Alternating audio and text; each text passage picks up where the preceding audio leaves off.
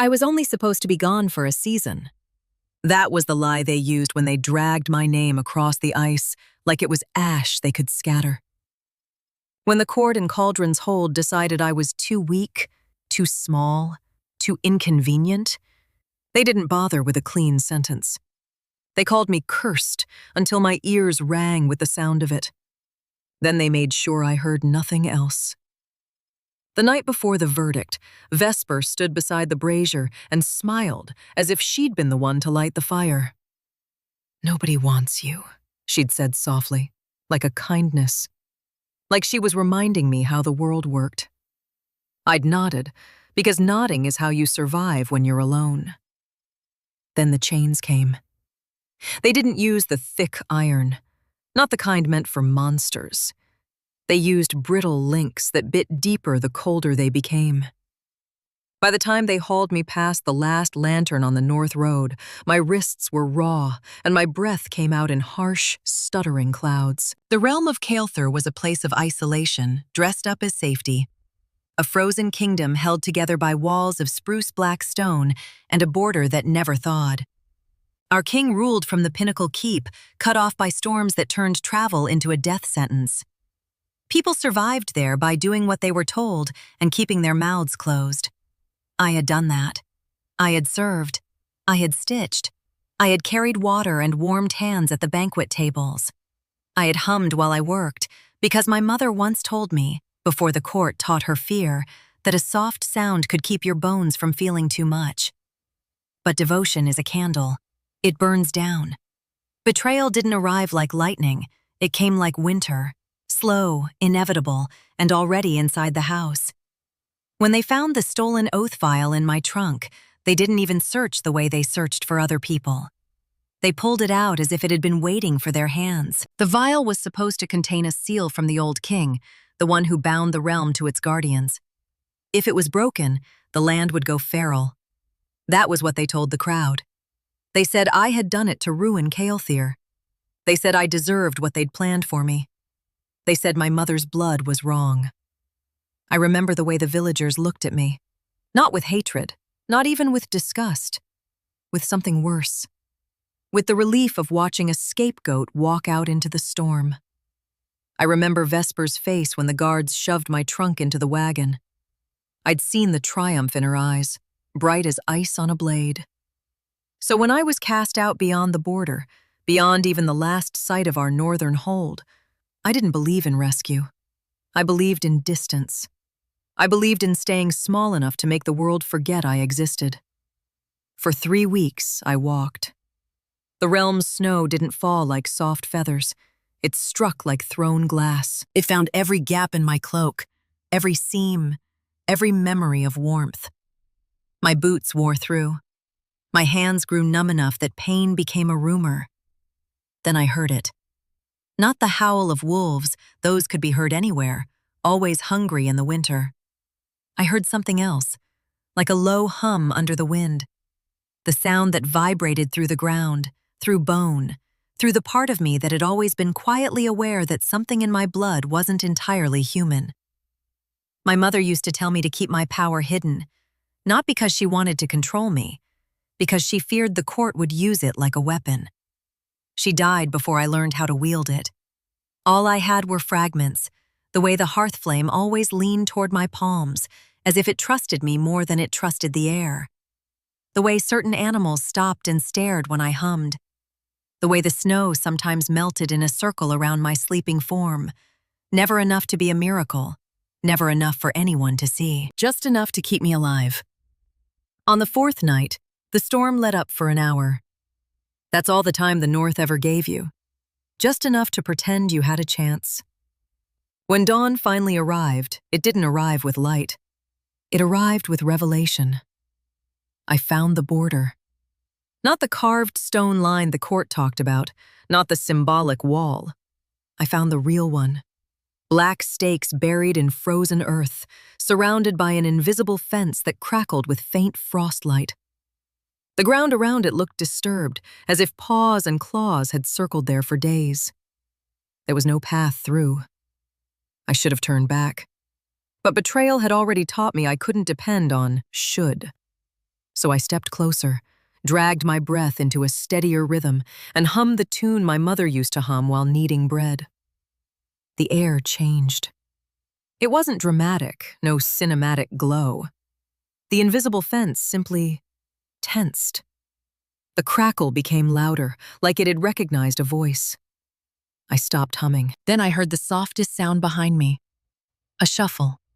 A careful weight shift. When I turned, I saw them. Wolves. Not the gaunt scavenger kind you find near broken villages. These were thick-coated, northern fierce, their fur like storm clouds and their eyes bright with intelligence. There were 5, then 6, then more, each one spaced like they were trained. They didn't surge, they didn't bare teeth, they watched. A shadow moved farther back, where the trees thinned and the frost limbs of branches reached like fingers. A man stepped into view. Cael. I knew his name the way you know the name of a mountain, even if you've never climbed it. The Alpha King of Caelthyr, the one who ruled from isolation and made the entire realm fear the day his temper stirred. His cloak was dark, heavy with winter oils, and it hung from his shoulders like it belonged there. His hair carried the sheen of recent snow. His eyes, those weren't just amber.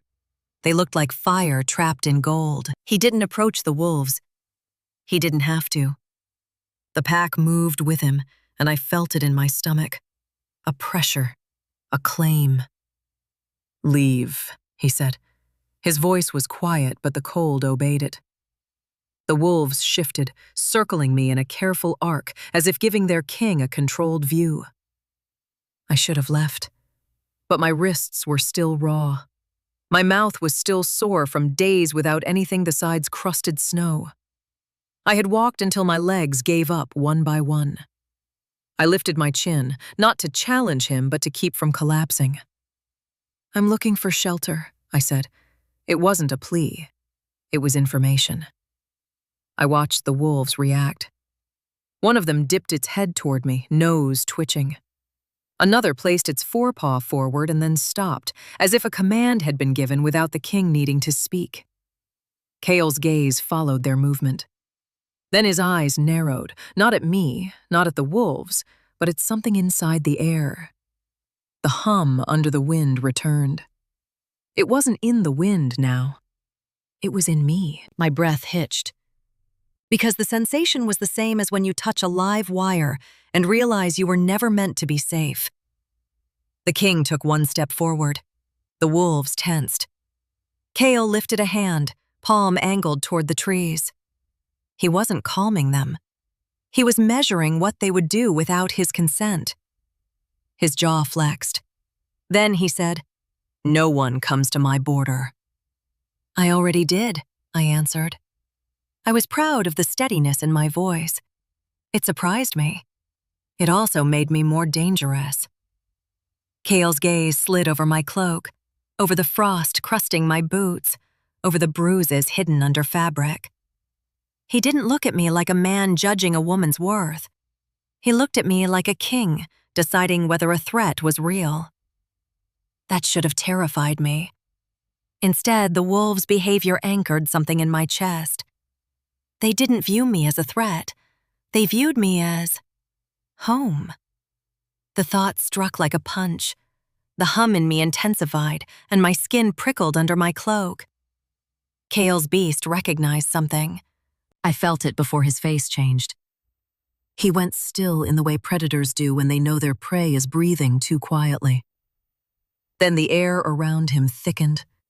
The border stakes crackled. The wolves pressed closer, not attacking, claiming space around me as if I was something they were guarding. Cael's eyes darkened. It looked like anger, but it wasn't directed at me. It was directed at the fact that something within him had stepped forward before his mind could stop it. He glanced at the sky as snow began to fall again. When he looked back, he said, "You will not enter."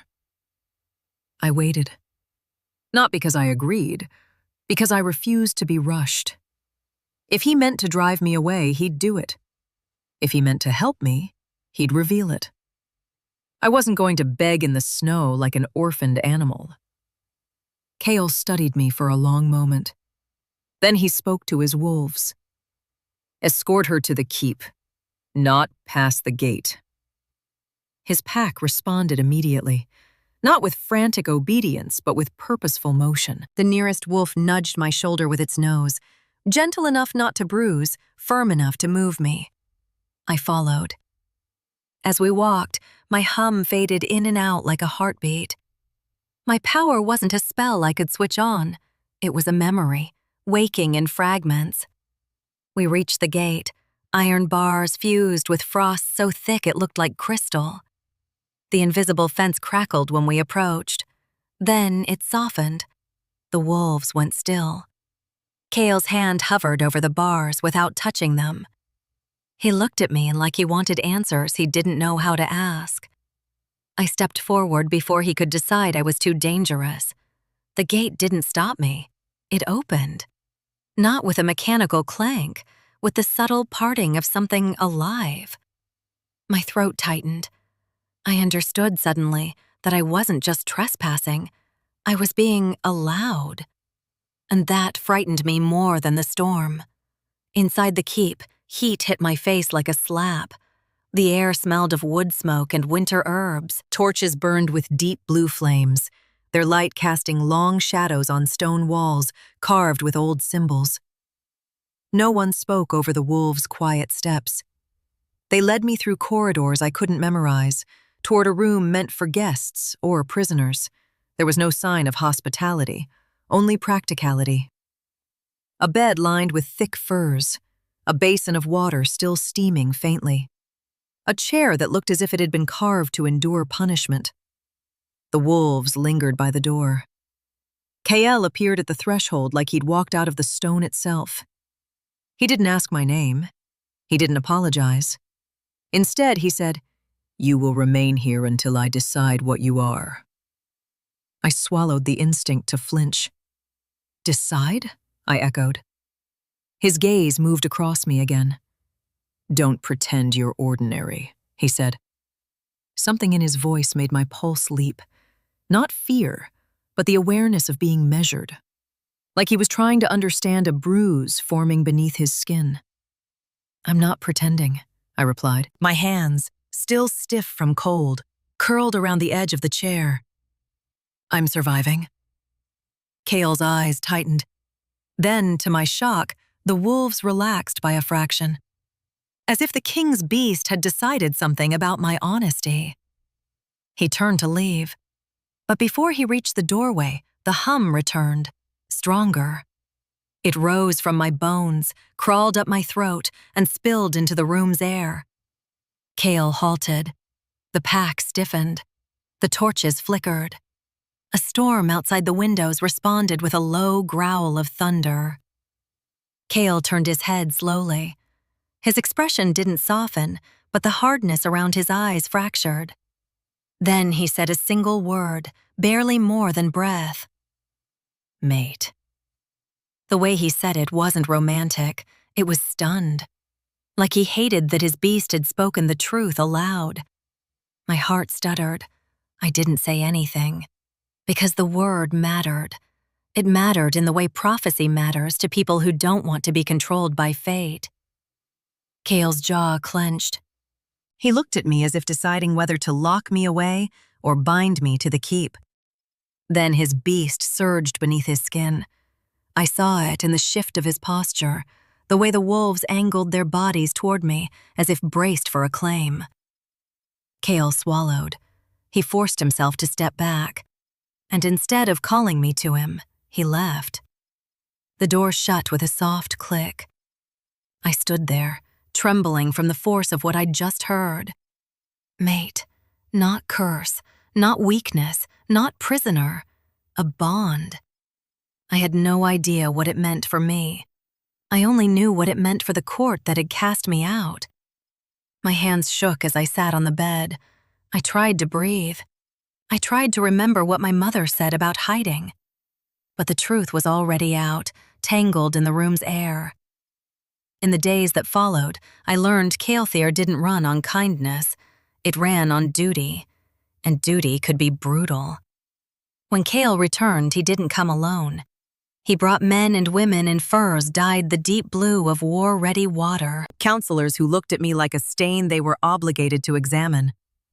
One of them, an older woman with silver braids, spoke in a voice sharpened by practice. "This border is meant to protect the realm," she said. "If you're a threat—" "I'm not a threat," I interrupted, and the sentence surprised me. I hadn't meant to speak, not with my pride still bruised from exile. Cael's gaze snapped to me. The wolf's ears twitched. The counselor stopped. Cael said, "She is under my roof." The words were a command, but the way his pack shifted, subtle, protective, made them something else, too. My stomach tightened, because it meant he couldn't fully control the thing inside him, and it meant my presence in his keep had become a problem for everyone but his beast. A few days later, Vesper arrived. I didn't expect to see her again, not after snow and distance and the way exile should have silenced her. But winter never erases plans. It only slows them. She came with 2 guards and a caravan of supplies. Expensive furs, sealed crates, enough to feed a hold for weeks. She walked into the hall like she owned the stone. When her eyes landed on me, her face brightened, not with relief, with hunger. "Seraphine," she said my name as if she was tasting it. "You're alive." I wanted to scream. Instead, I stood straighter. Agency is what saves you when you've been treated like a mistake. "You shouldn't have found me," I said. Vesper smiled.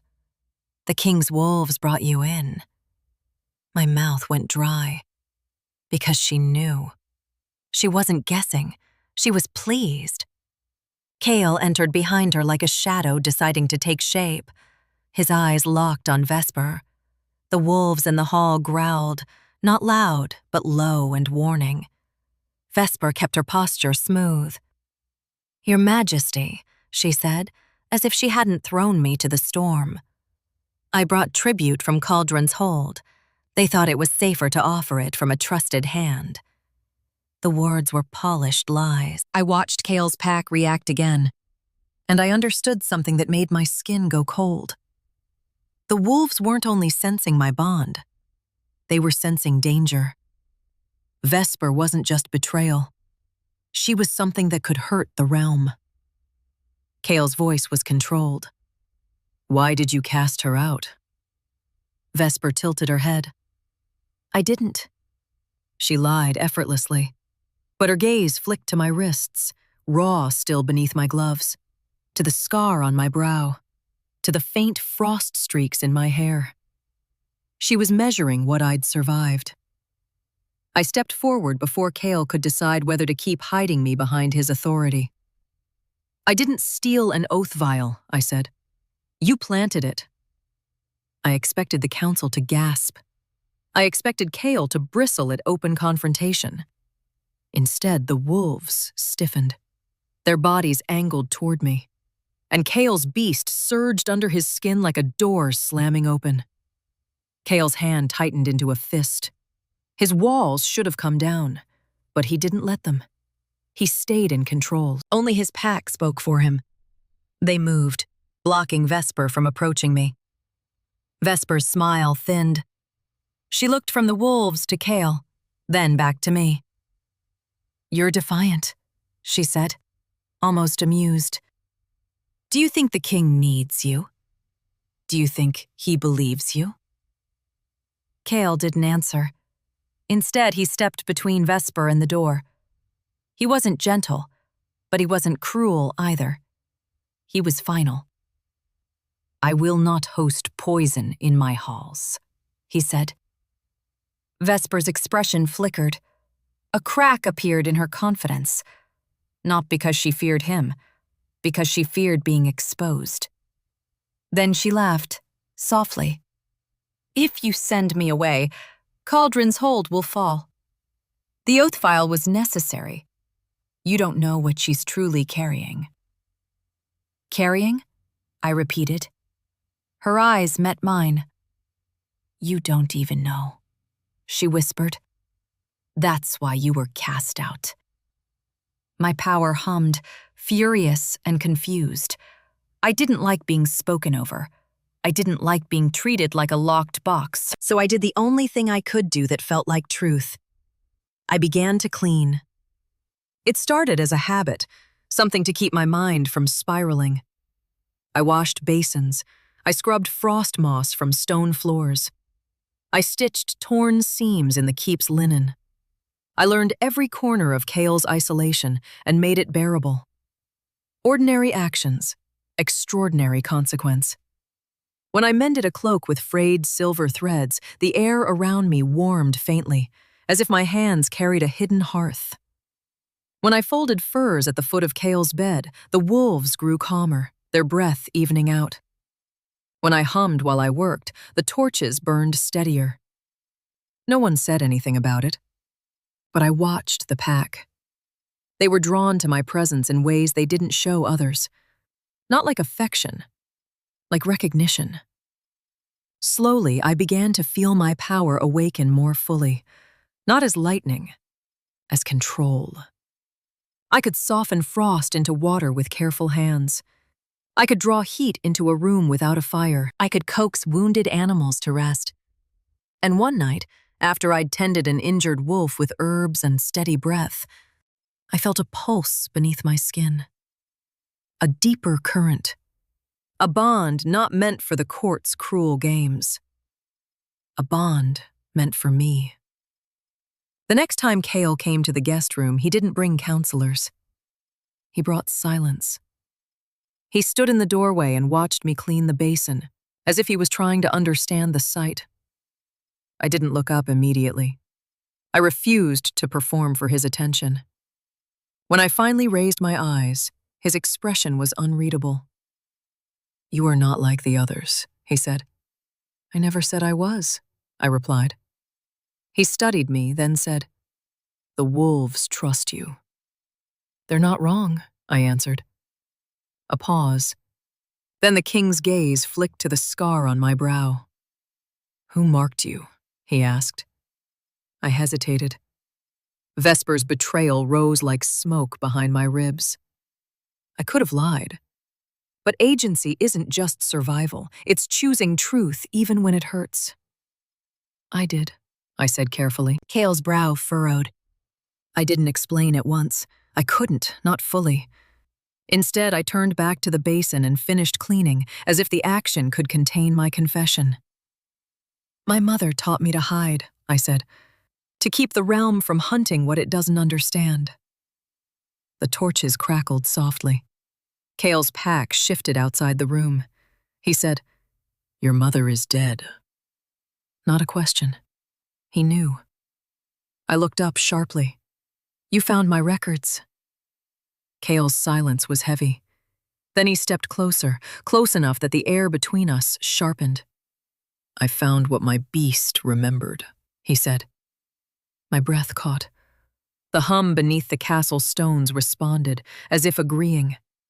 Cael's eyes narrowed, pain and restraint braided together in a way I didn't think rulers were capable of. He lowered his voice. "You were bound to my bloodline before I was ever crowned." I stared at him. Bound? Cael's gaze drifted past me to the wall, as if he was watching an old memory replay. "The stars," he said. "The omen. The promise the seers wrote in cold ink." My throat tightened. I didn't believe in prophecy as comfort. I believed in it as trap. But the bond in my bones didn't feel like trap. It felt like truth.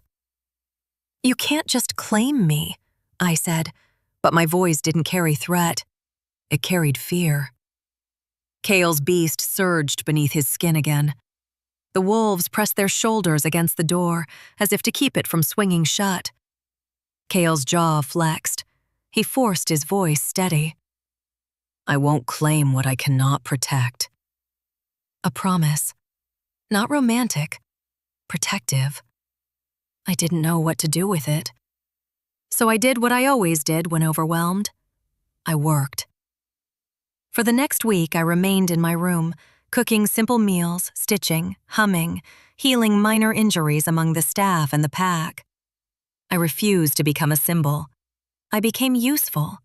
And usefulness is dangerous because it makes the people around you depend on you. When Vesper heard the keep's routines had changed, when she realized the wolves listened to me, when she realized Cael kept looking toward my door instead of dismissing me, she grew frantic.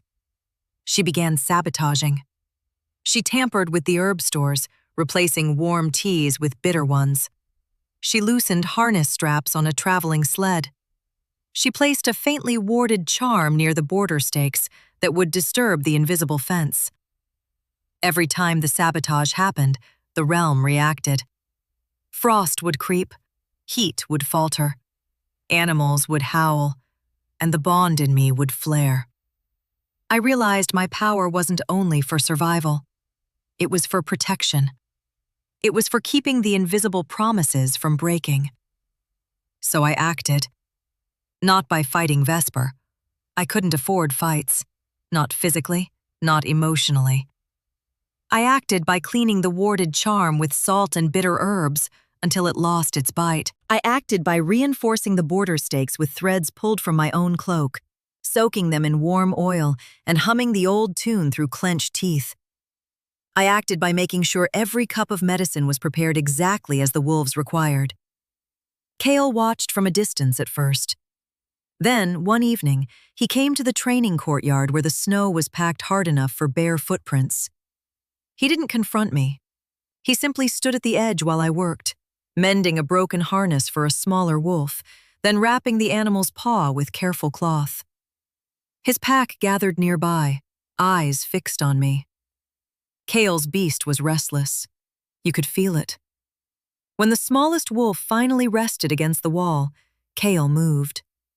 He stepped toward me. The air tightened. I stiffened, instinct bracing. Cael stopped an arm's length away. He didn't touch me. He didn't command. Instead, he said, "Why did they call you cursed?" I swallowed.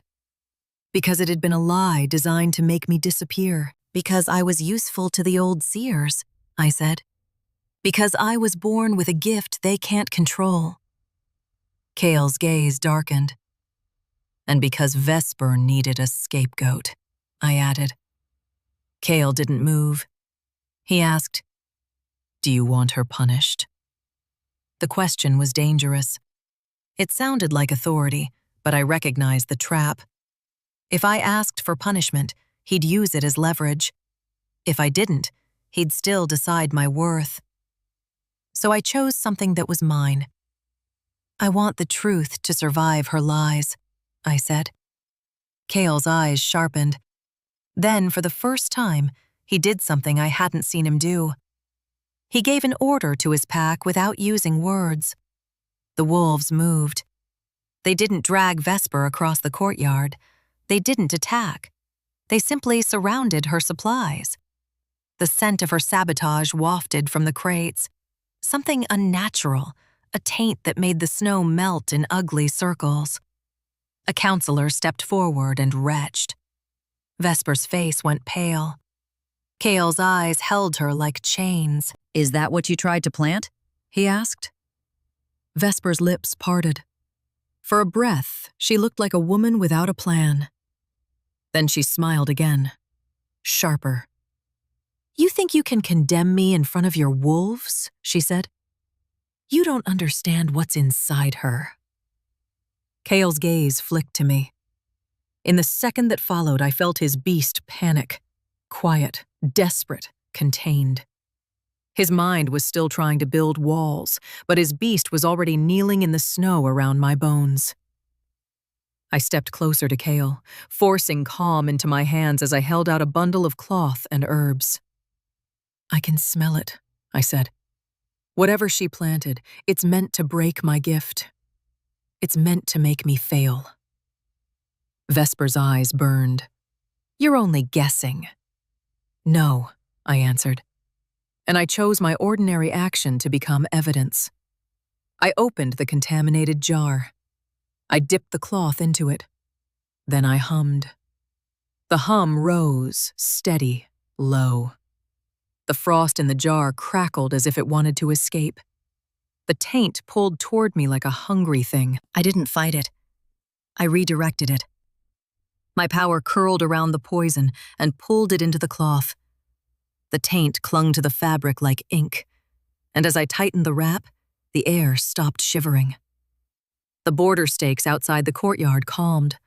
The wolves exhaled as one. Cael watched without blinking. Vesper went silent. Her eyes widened, not because she was shocked that I could do magic, because she was shocked I could do magic without permission, because she hadn't planned on me surviving long enough to learn. Cael turned to his council. "Confiscate her supplies," he ordered. "Bind her until I decide what role she has in the theft of the oath vial." Vesper laughed again, but it wasn't confident. It was brittle. "You can bind me," she said. "But the stars—" Cael cut her off. "Do not speak prophecy into my halls." Vesper's eyes flicked to me. "She can't hide what she is," she whispered. "Not forever. Not when your beast starts to hunger." The words struck deeper than intended. My power flared. Cael's beast answered, violently in the air around us. For an instant, I thought the king would lose control. The wolves growled. Cael's fists clenched. Then he did the thing that proved his walls weren't only for show. He stepped back from me, hard, as if he was forcing his beast away from a fire. "I'm not ready," he said, never to me directly, never fully spoken. It was implied by the retreat, by the breath held too long. I felt my heart ache, not because he rejected me, because I understood he was afraid of hurting me by being too much. That fear wasn't cruelty, it was restraint. So I chose restraint too. I didn't reach for him. I didn't demand answers. I stepped back and wrapped the cloth around the jar tightly, sealing it as if closing a wound. Then I turned to the pack and hummed until the wolves' coats softened under my voice.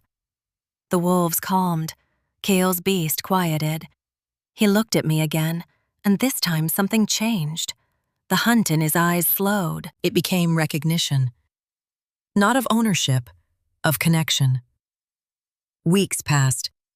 Cael stayed away at first, not out of coldness, but out of fear of what the bond might make him do. He delegated tasks.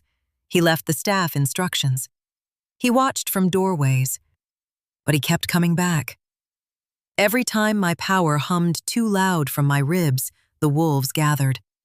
Every time I healed an injured creature, Cael's pack seemed to breathe easier. And every time Vesper's sabotage attempts failed, the council's confidence in Cael's decisions changed. They saw what I was. They just didn't know what to call it. One night, as I sat by the steamy basin and prepared salves, I felt the hum surge like a wave. The castle shuddered. Snow fell in heavy sheets against the windows. The border stakes crackled so loudly the torches dimmed. It wasn't Vesper this time. It was something older. A breach in the invisible fence. The wolves ran toward the hall. I stood. My hands moved without hesitation. I followed the pack. When I reached the border corridor, I saw it. Frost had formed in ugly spirals, like something was trying to carve a path through the realm's protection. Symbols I recognized from my mother's stories, old northern script, were etched into the ice. Not by Vesper, by someone who knew how to awaken the land's wrath. Cael stood at the far end, surrounded by wolves. His fists were clenched, his posture rigid. He didn't look at the ice like it was a problem. He looked at it like it was a betrayal of the bond his beast had promised to protect. His voice dropped when he spoke. "The oath vial. The seal is failing." The seer's old prophecy returned in my mind. Stars said I would destroy him. No, stars said I would fulfill what the old binding required. I approached the frost carefully, humming again. The cymbals trembled. Then a low sound rose from the ice, like an animal trapped beneath snow. Cael's wolves snarled. Cael's eyes burned. He looked like he wanted to command me away from the danger, but he didn't. Because his beast already knew. This was my work. This was my bond. I placed my palms against the ice. Pain flared along my wrists, cold biting through skin like needles.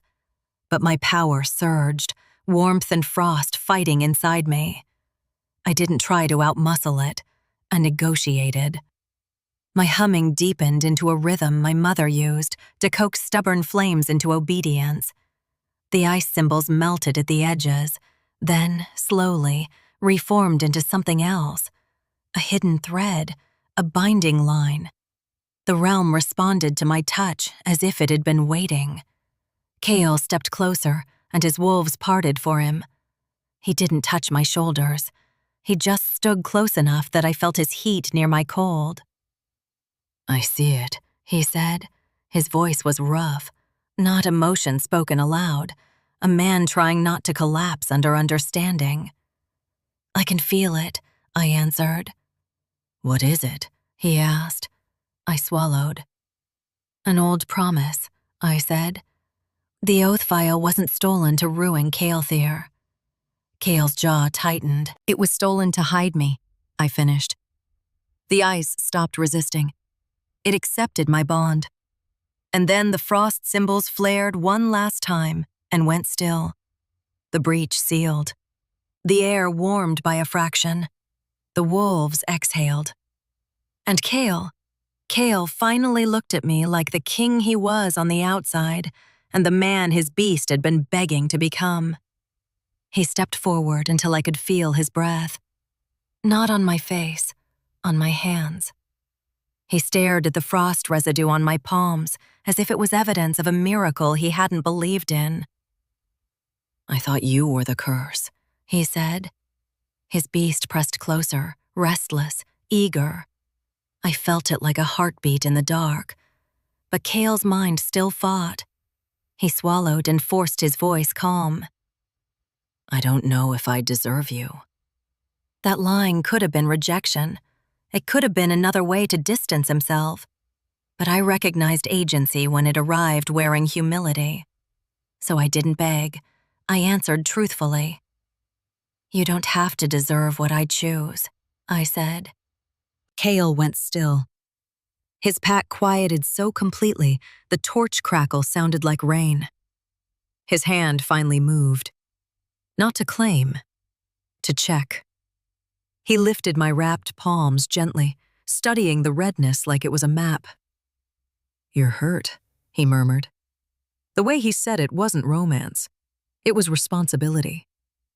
My throat tightened anyway, because responsibility meant he was staying, and that meant he was letting his beast speak more than the rest of him wanted to. I met his gaze. "Treat me like I'm not a punishment," I said. Cael's eyes flashed. Then, slowly, he lowered his forehead toward mine without touching. The wolves watched, silent. Even the castle seemed to hold breath. "I will," he vowed. The words carried weight. And my power answered them, quietly, warmly. Not by exploding into magic, by settling into something that felt like belonging. The final twist of the story didn't come from the frost. It came from Vesper's confession. They kept her alive long enough for her to unravel. When her taint failed, her lie muscles failed too. In a moonlit chamber where Cael's wolves paced like carved shadows, Vesper finally stopped smiling. "You think I did it because I hated you?" she asked me, her voice ragged. I stood across from her with my hands bandaged and my back straight. "No," I said. "You did it because you were chosen too." Her eyes widened. Cael watched from the doorway. His beast pressed forward like a storm held in a cage. Vesper laughed once, cruel and bitter. "The seer picked two," she admitted. "One for the king, one for the realm's balance." Cael's gaze sharpened. Vesper's eyes flicked to mine. They said I could become your substitute, she whispered. That if I proved I was strong enough, I'd take your place. I felt sick. Not because of envy, because of how easily people turned fate into a weapon. They called me weak, I said quietly. But you were the one who wanted to be queen more than you wanted peace. Vesper's smile collapsed. I wanted survival, she rasped. They promised me safety if I took the oath vial from the trunks. They promised me I'd never be cast out. Caelthyr stepped into the chamber. The floor seemed to tense beneath him. The seer lied, he said. Vesper's eyes burned. No, the seer didn't lie. The seer only told half the truth. She looked at Caelthyr. Your beast recognizes the mate before your mind agrees, she said. If you accept the bond too early, the seal fails. If you deny it, the realm cracks. Caelthyr's jaw clenched. I felt it, his restraint pulling tight like a rope. The wolves quieted around him. Vesper's voice turned softer, almost pleading. I thought I could break the seal without the cost. I thought I could survive without loving. I stared at her. I didn't hate her the way exile expected me to hate. I pitied her in a way that made me stronger. Because pity doesn't mean weakness. Pity means clarity. What does that make you now? I asked. Vesper trembled. A failure, she whispered. And for the first time, she looked like someone who could have been redeemed if she'd chosen differently. Caelthyr didn't soften. He didn't need to perform mercy. He just issued the order that ended her threat. She was sent to a northern holding beyond the border, still alive, but no longer able to poison the keep. When the chamber emptied, the moonlight fell across Caelthyr's boots. He looked at me then, not as a king trying to solve a problem, as a man whose beast had already chosen me and whose mind was catching up, step by step. I feared the bond would destroy my rule, he said. I tilted my head. And now? Caelthyr's eyes darkened. His beast rose beneath his skin, hungry but contained. And then, slowly, the king's walls began to come down, not in a rush, in pieces. I feared I would be too late, he admitted. That wasn't emotion spoken like romance. It was vulnerability spoken like a truth he'd kept buried. I breathed in. The air smelled of snow and stone and the faint warm oil from my salves. I stepped closer. This time, I didn't wait for him to ask. I reached for his hand. His fingers were warm, and when I wrapped mine around them, I felt it, the bond tightening into something stable. The wolves exhaled together. Caelthyr's gaze flicked to our hands, like he was afraid the world would snatch this moment away. I couldn't fix my past. I couldn't undo betrayal. But I could build a future with a man whose beast had recognized me before he understood why. Then don't be late again, I said. Caelthyr's breathing changed. He lifted our joined hands to his lips, not kissing, not claiming, just a quiet acknowledgement, like a vow pressed into skin. His eyes met mine. In the warmth there, something inside me softened without becoming less powerful. I still had power. I still had agency. I was not saved into submission. I was chosen into partnership. Over the next nights, he stopped retreating. He began inviting me into his world, not as a prisoner of destiny, but as the one who could protect it. He let me sit beside the wolves while he listened to war reports. He let me read old seals with him by torchlight. He let me correct healing rituals when the staff's hands shook with fear. He asked questions. He didn't demand submission. And slowly, the fortress of his command turned into a home. My power kept growing, not because I fought, because I trusted my touch. I could feel the realm's pulse now. I could hum to steady the border. I could draw warmth to the injured. I could anchor the pack's instincts into something gentle. The wolves began to bring me their young to learn my voice. The elders watched me with cautious hope. And the council, once skeptical, started calling for my guidance without fear. When spring threatened to arrive, the first thaw didn't come all at once. Instead, the snow melted in circles where I walked, gentle and precise, like my power was painting the world back into order. On the eve of the Northern Festival, Cael brought me into the throne room where the old king's seal was carved into the floor. He stood at the center, wolves surrounding him. His gaze was steady now, no longer a man fighting his beast, a man aligning with what was already true. The chamber fell silent. Cael knelt slightly, not to beg, not to abase, to place himself at my level. He held out his hand. I watched the pack shift, and I understood the story's final lesson. The wolves didn't follow orders because they were forced. They followed because they recognized the bond they'd been protecting. I stepped forward. I placed my hand in his. The seal beneath the throne flared with pale, cold light. Not violent, ceremonial, acknowledging. The air warmed as if the realm itself exhaled. Cael looked up at me. His walls were mostly gone now. Not all, not forever, but enough. Enough for a choice. Enough for a future. I leaned into him, not hiding, not shrinking.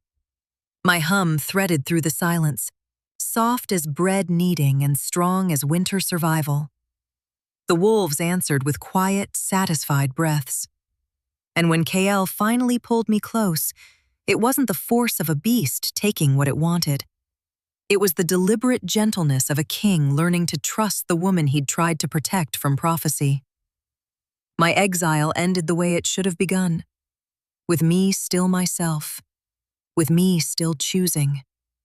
With the bond finally spoken not as a curse or a threat, but as the destiny that had waited patiently in my bones. Cael kept my secrets. I kept his kingdom whole. And in the frozen northern realm where no one was meant to survive alone, we became what the stars had been trying to give Caelthyr all along.